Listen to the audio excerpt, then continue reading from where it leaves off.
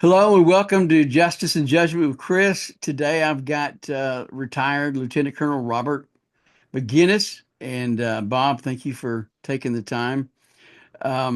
China is in the news a lot lately, and I guess especially with the extended tariffs or increase of tariffs that President Trump put on him. But the reason I wanted to visit with you is because you just, oddly enough, came out with your own op-ed on Fox News.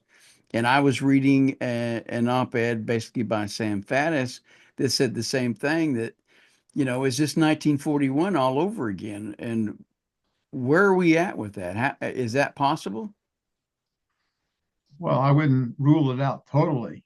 Certainly, there are some parallels between, what led up to the attack on Pearl Harbor on December the 7th, 1941, and what we're seeing today.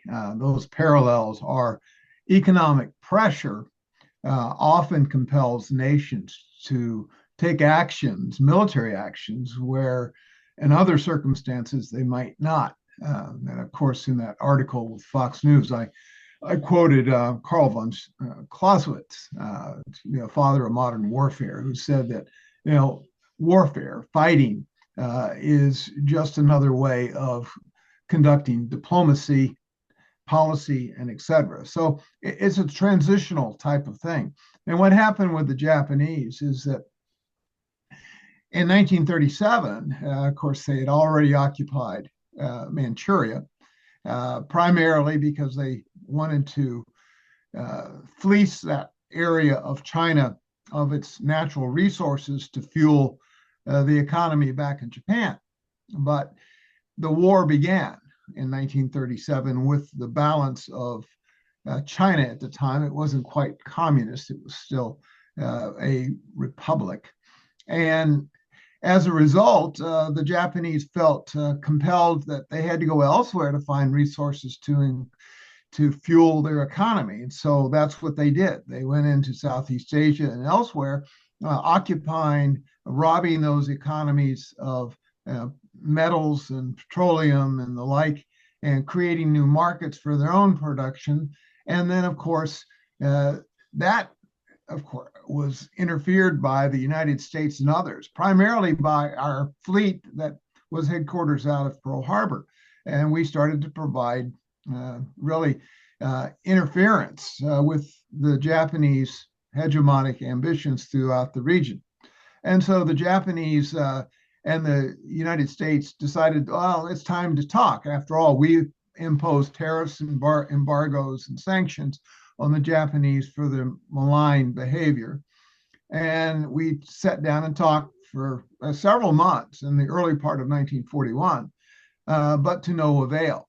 We didn't resolve anything. And so, evidently, because the economic pressure was so dire for Tokyo, that they decided to go to war. And that's what led to the attack of Pearl Harbor on the 7th of December, 1941. Well, in the West, we have a different mindset than they do in the East. And there was something interesting. Your book you put out, and I believe it was in 2022, Kings of the East. Um, and I saved that spot here, but you made a note about um, Xi Jinping said we're not going to be humiliated again. And I think it was in the first chapter. I did mark it. Give me just a second because I want to quote, and I believe it was on page 46. And it said that, they promised China would never be humiliated by foreign powers. And we will never again allow foreign force to bully, oppress, or enslave us. And watching some of the YouTube videos where you've got a lot of Chinese businessmen with these huge warehouses saying we're shut down. Oh, I can't do business. And another part of your book, you mentioned that Xi Jinping really doesn't call the shots; that he is governed, or I guess, or controlled more by the CCP, and so it might be their decision to say, "Hey, we've had enough of this. We're losing." And I can't remember; it was something like $500 billion. It was a big number, And I think that was in your article. You quoted that. Do you Yeah, see?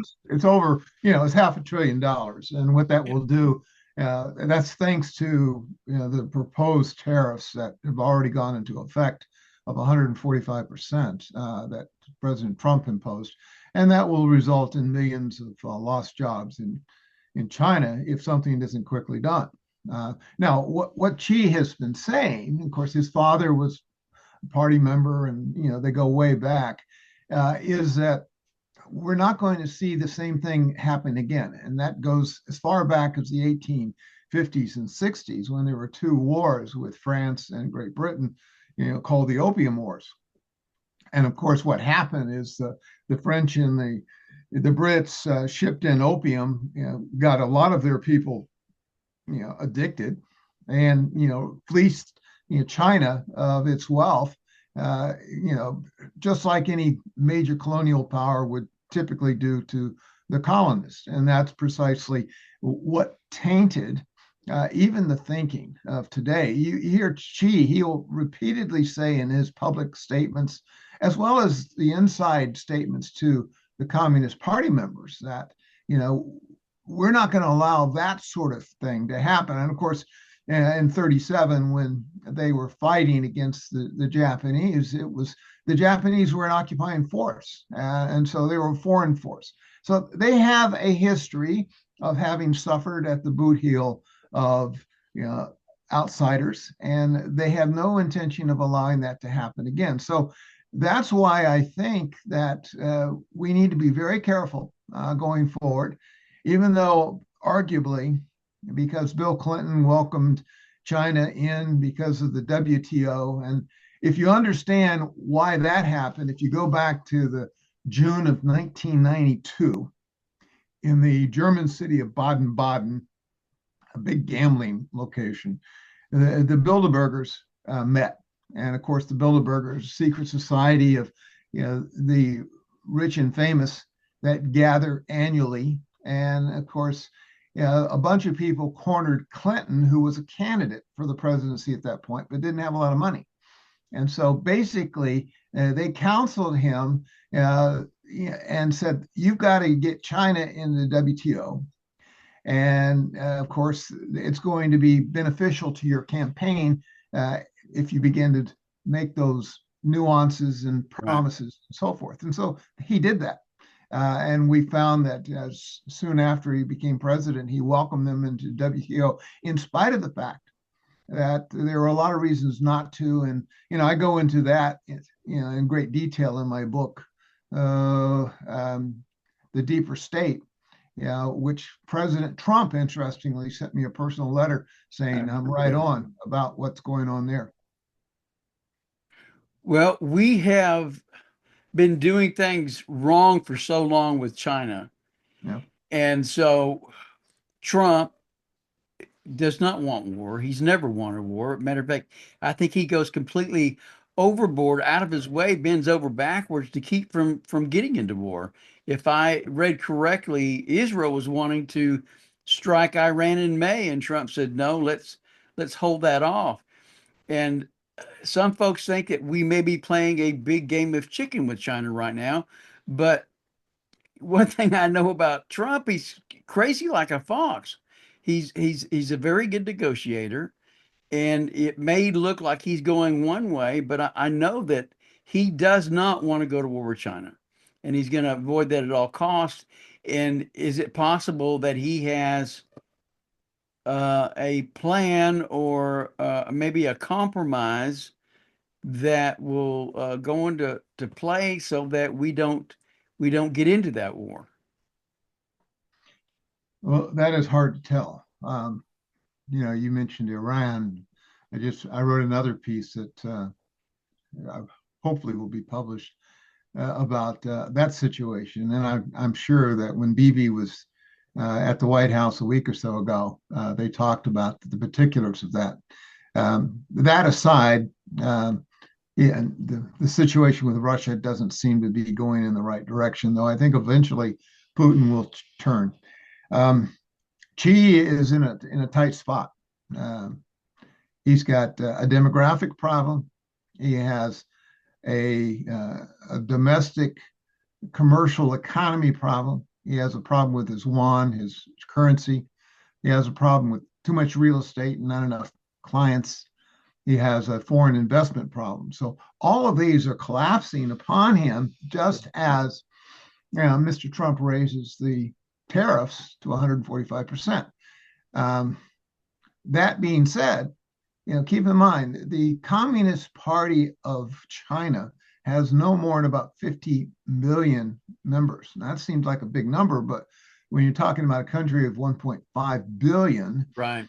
And take into account that last year there were at least known about 1,000 demonstrations against the decisions of the Communist Party. So there is unrest. They're an oppressive country, but they aren't without dissent. And so, with good reason, Mr. Xi is concerned about his country being able to keep its control over its own people. And that, of course, is linked very much to jobs and continuing to improve their economy, which he's going to have a hard time doing. His growth rate is shrinking. And as a result, he's had some very, very tough decisions to make. I don't think that he's going to necessarily quickly back down.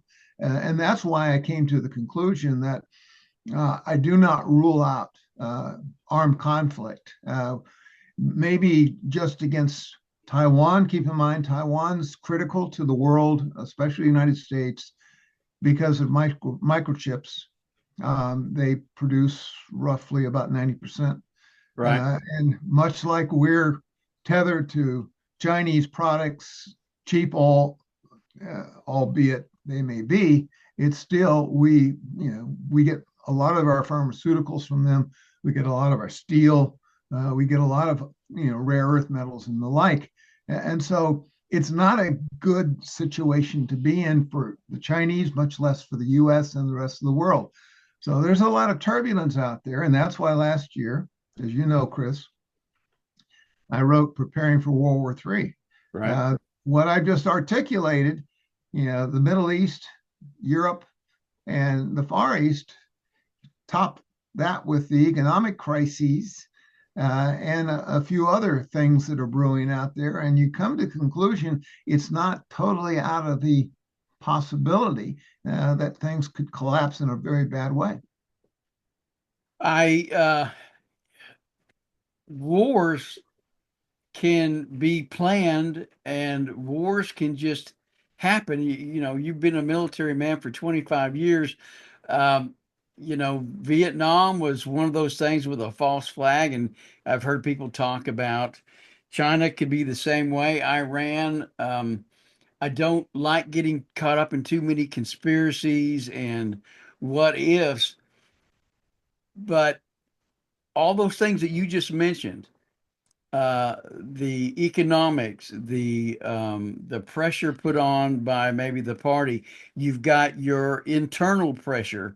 Like you mentioned, they've got 1.5 billion people. It seems you would think you and I or others would think that that many people they could overthrow that government. But then there is a lot of military control. They've got a lot of soldiers and you would pay a heavy price. Look at Tiananmen Square. What year was that? Where they ran over the students in the square there, and that puts fear in people, and so that may hinder them from taking a stand.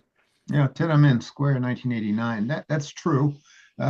Keep in mind that Mao Zedong, probably during the Cultural Revolution, killed 60 million Chinese. Some say up to 100 million. That's a lot. Yeah, and so dissent is something that they have dealt with brutally by the communists in that country. It's hard to say whether or not that could happen again. I'm sure that Xi has the ability, as we've seen of late, of manipulating his own population and using the force of government to acquire what they want. So I don't put anything out of reach here. I think there's a lot going on. You know, I'm a big supporter of President Trump. I think what he's done is very important to the United States, our longevity, and the like.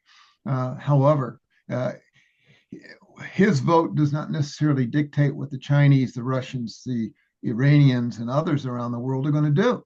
You know, he walked away from negotiating with Kim Jong Un in Vietnam when Kim refused to give up his nuclear weapons.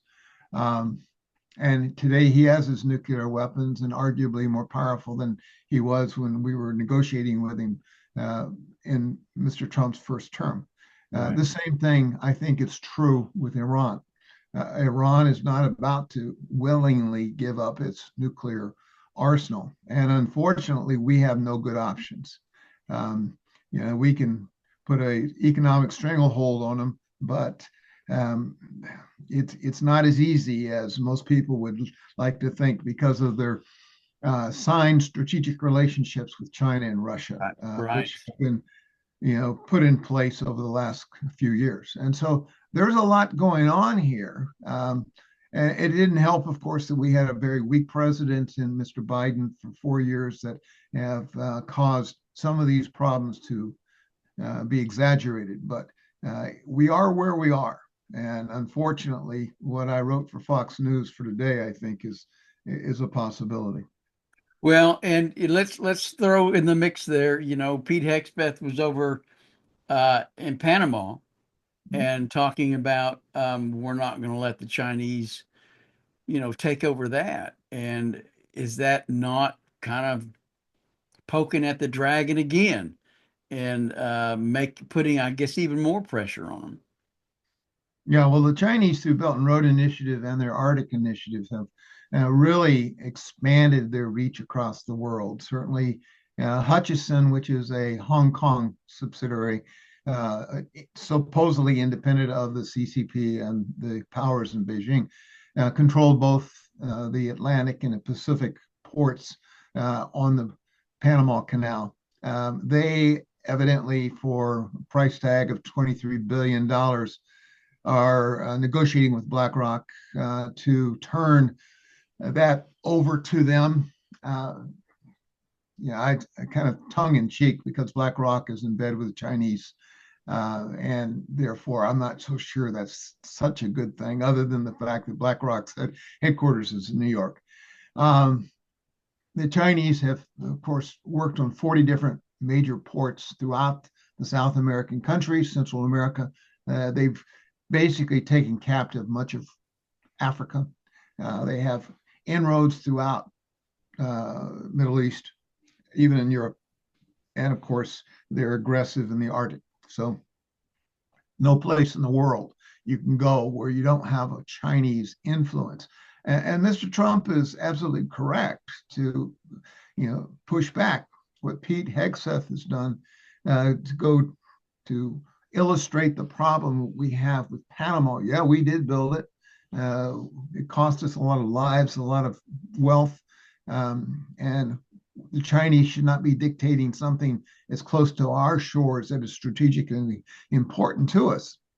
All that being said, you know, we can't change history here recently, given some of the weakness that we've presented. So it's going to take a while to recover. Hopefully, we can do that in terms of military and financial viability, our own stability. But it's to be determined. The Chinese are not going to, you know, allow themselves to be manipulated, and much less to jeopardize the regime's control over its own population and its influence abroad. Bob, let's just say that President Trump is successful in not going to war with China, or to appease them to a point where they're not going to push it forward.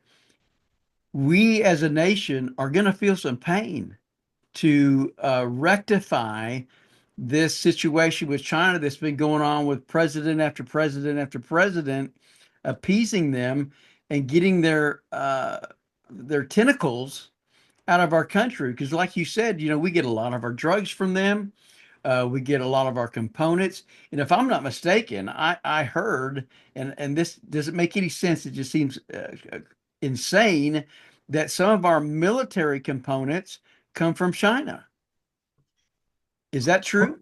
Yes, certainly some of the rare earth metals. They dominate at least 17 of the 50 rare earth metals, and many of those 17 are critical to mu- sophisticated munitions, as well as other important parts of technology. Yeah, their tentacles are far-reaching. I was quoted extensively 2 days ago on what the mayor of Boston has been found have taken $300,000 from basically the Chinese Communist Yes, Party, yes. and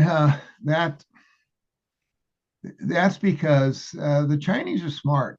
They've used elite capture to really dominate people as high as former President Biden, but also the advisor to the mayor of New York, obviously the mayor of Boston, as this is implied, and others. They control a big piece of Hollywood. They control a lot of significant media, especially left-wing media in the United States. And so they are very capable. When I wrote the book, Give Me Liberty, Not Marxism, 4 or 5 years ago, that was kind of, I went into great detail as to how they're manipulating us politically, economically, strategically in terms of military, and robbing us blind and so forth. There's just no question about it. If you're open to facts, and the facts are pretty prevailing with regard to China's manipulation. This really goes back, unfortunately, to 1972 when Kissinger, you know, persuaded Nixon to go to Yes. then Peking. And the reason was not because we cared for the Chinese people. It was not because we wanted them to be trading partners. It was because we wanted to split them from the Soviet Union. And at that point, they were a surrogate of the Soviets. And so, we did that, and we, managed to bring them aboard. Well, subsequently, things improved over the years. And of course, then, I told you about the Bilderberger fiasco with Clinton and how he welcomed into the WTO. They've never abided by the rules, World Trade Organization rules of how to deal economically. They rob us blindly on intellectual property. They really bolster their own manufacturing. They flood our markets with cheap products that services their best interest, and they've never held accountable. So they're a malign influence on many, many areas around the world. And I've been writing about it for decades. Unfortunately, we continue to have people that just don't get it. It's very dangerous, and now it's coming to a head, and they're not about to back down. And I certainly hope that President Trump can persuade them to, do what is right by the United States, but that's going to be hard for them to swallow. Well, and even if this war doesn't go kinetic soon or in the next year or two, they still have other ways of attacking us. The book Unrestricted Warfare comes to mind. They are quite capable, and their technology is well embedded in our country. And we have, I can't remember the last number, several 100,000 military age men in the United States, single, coming over or was coming over the border. And then there was a NGOs, I guess, over in Panama with large areas that were bringing in Chinese men that was something that you just didn't hear about on the news, but they're here. Indeed, as well as 300,000 students, as well as, of course, the fentanyl is a payback for the narco war of 1860s. Um, and you know, I'm working on a new book on artificial intelligence, and the Chinese are aggressively using that, but they're not, you know, concerned about the ethics of the use of that. And yeah, it is incredible what things could become if, in fact, they manage to get what's called AGI, which is, you know, human-like intelligence that grows exponentially to the point that it doesn't need us to guide them, and it does um, its own decision making. So that's not out of the realm of possibility if you understand the technology, and Right. it's advancing rapidly. So when you have a draconian, totalitarian communist regime that is bent on staying in power, that will do whatever necessary, such as kill 60 to 100 million of its own people, like Mao Zedong did during the Cultural Revolution, then you come to the point that, you know, this irregular warfare that they have been employing since the time of Mao Zedong is such that, you know, if we're not deadly serious about every aspect of working or countering the Chinese, then we're dead wrong ourselves. They are very, very malign and very dangerous, and we can no longer afford to be as naive and stupid when it comes to that aggressive nation. Well, you're absolutely right, Bob. And I want to thank you for taking time. I know you guys are about to head out to vacation. I do want to remind people that you do have World War III or preparing for World War III that you just came out with. Was it November, December? December. December. And you and I had done a show about that. Progressive evil. You know, we're seeing that just exponentially, you know, coming against Trump. And we need to keep praying for him, which takes it to Divided We Stand. That is another excellent book. Um, and not to mention, this is one, you know, that really kind of scares a lot of Christians, but Out of This World, I've enjoyed that book as well. And I'm excited to hear you're coming out with one on AI because that is a whole nother conversation. It could destroy our whole world, but we know who's in control. And I guess as believers, that gives us cause to do what the word says, and that's to pray for our leaders. Jesus said in Matthew 24, we're going to hear wars, rumors of wars. Those things are going to come about, but God is faithful in all things. So, Bob, I appreciate your time. Thank you so much, and enjoy your vacation, sir. Thanks, Chris. Have a good day. Okay, you too as well. Thank you.